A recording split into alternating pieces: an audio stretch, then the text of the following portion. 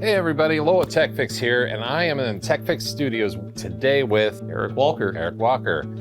You guys may know him. He is a world traveler and a sensational trainer and a huge voice in the automotive industry. So I'm so glad that he came into the studio with us today to talk about what we're going to talk about, which is what we are coining the TechFix technician. We discovered that the short circuit here is that technicians will likely verify a customer's concern and then go directly to Google, where they go to Direct Hit or they go to any other forums. What are some of the other ones? Identifix. Identifix?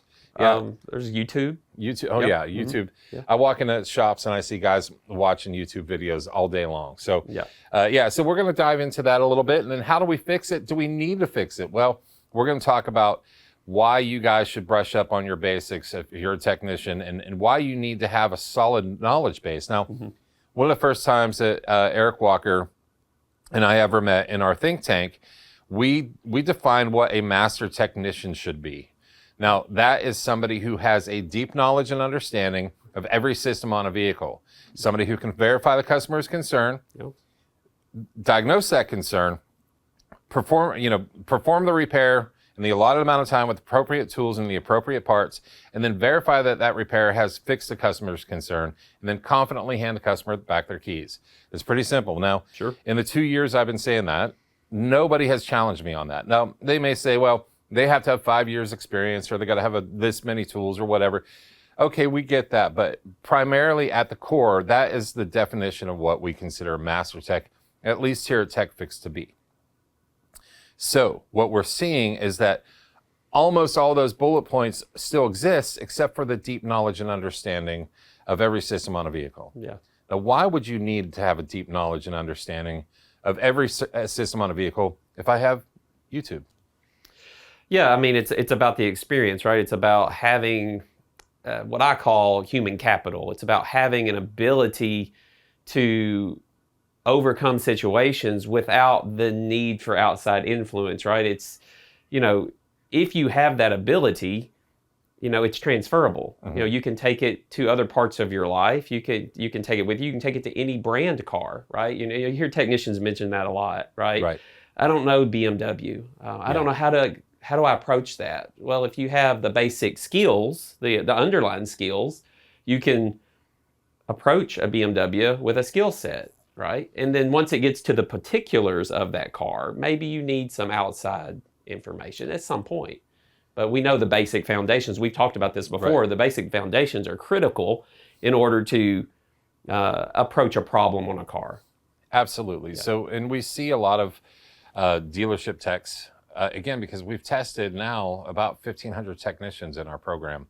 We see a lot of dealership techs that don't understand basic electric. Oh, it's amazing. It's huge. It's amazing. It's huge. Yeah. I mean, what I see in technicians, especially dealer techs, and I've interviewed several lately trying to see if they're interested in working for us, that always comes up in the conversation. Well, you work on all brands, you work on all makes.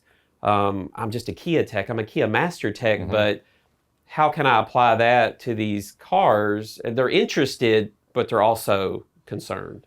Well, one of the advantages, in my opinion, there aren't many, of being a dealership mechanic or technician, is that it's repetition, right? Your job becomes easier because you're seeing the same things over and over and over. And likely you have a TSB where somebody's already figured out the problem for you. Yeah. You can't do that in the independent. Yeah, and I call that common failure diagnostics, right? You have a common failure diagnostics. Yeah, absolutely. Yeah. And what we see is, okay, that's a good point. So common failure diagnostics, I like that term. Now, what we've also discovered here at TechFix is there's what we call a linear logical pathway to diagnostics.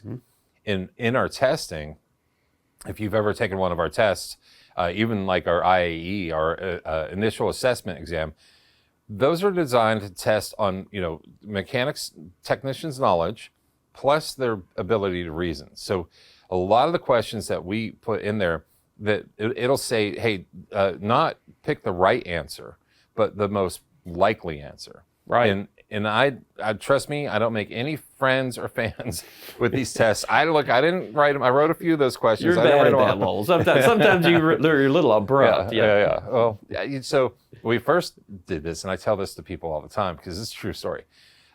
We we did our initial assessment exam 2 years ago when we started this program, because we were trying to figure out where the gaps were. We knew there were gaps, right? Oh, yeah. And we, at that moment in time, were still struggling with the A Tech, B Tech, C Tech scenario. And we tested a lot of technicians, and I'm not saying that you, if you're listening to this, are one of them.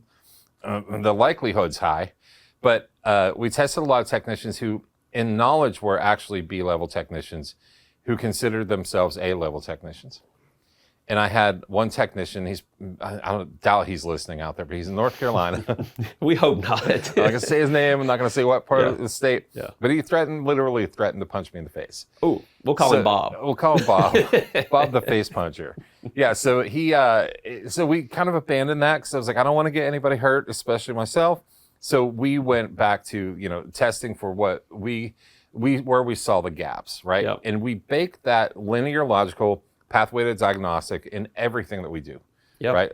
And that's a good universal approach because, if you do it the way this manufacturer did it or this manufacturer did it, they all have their own guided function there. Yeah. But I've always said, if you have a universal approach, if you have this game plan, you can identify most likely 85% of the problems in cars. Yeah. Yeah. And then the 15%, maybe you do need to go to YouTube, or maybe you do need to go to somewhere to get a little more information or ask for help. There's nothing wrong with that. No. But get to the 85%, use that skill set before you try to get the 100% with some quick answer. Yeah. On that note, I think it's a great conversation. We're going to have to get you back here and do this again next conference. I look or forward somewhere, to it, yeah. somewhere in between. And I'm Lowell, and again, this is Eric Walker. Yeah. And if you fix the cars, you fix the shop.